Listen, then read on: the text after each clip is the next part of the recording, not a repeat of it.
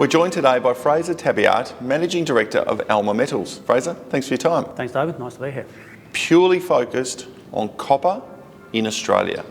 Why the focus so tight? Well, I think we've seen other companies where they've been diversified across a whole bunch of different continents and different commodities. And we've had some track record before working in Africa and places like that.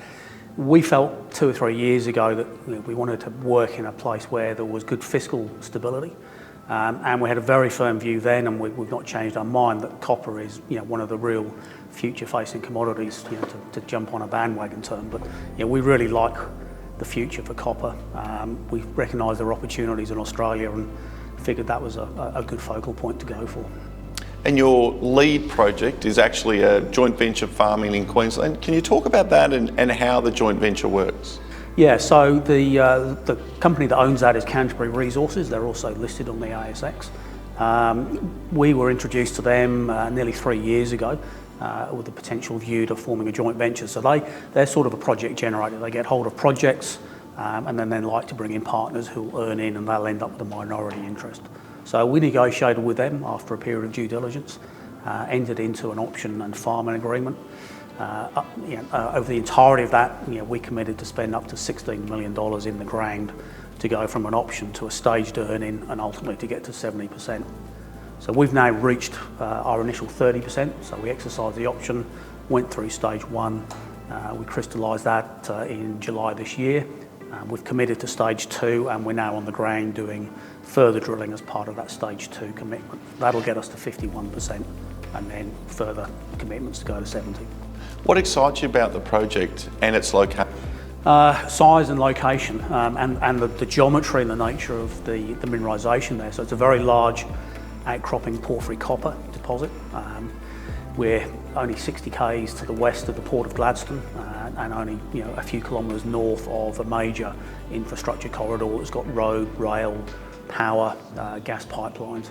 So it's a very large deposit of copper. There's over 1 million tonnes of copper metal in the ground, so it's very significant.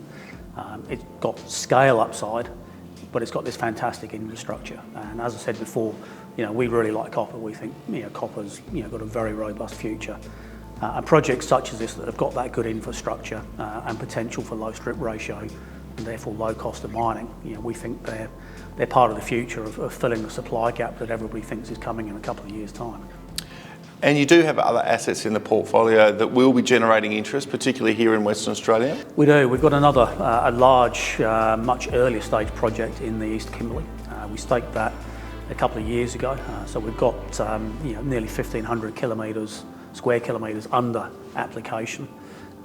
We've negotiated access agreements with the Balangara Aboriginal Corporation, who represent the traditional owners, and we're now basically going through the process of getting our government permits, because it's on an Aboriginal reserve, so we also need a layer of government permitting. And we're hoping to get out there in the next dry season. And that's looking for the type of deposits that we see in the Zambian and Congolese copper belt. So very different from what we have in Queensland. So the target there is much higher grade and preferably an underground operation, so that you've got a very low surface footprint. So much better from an ESG perspective.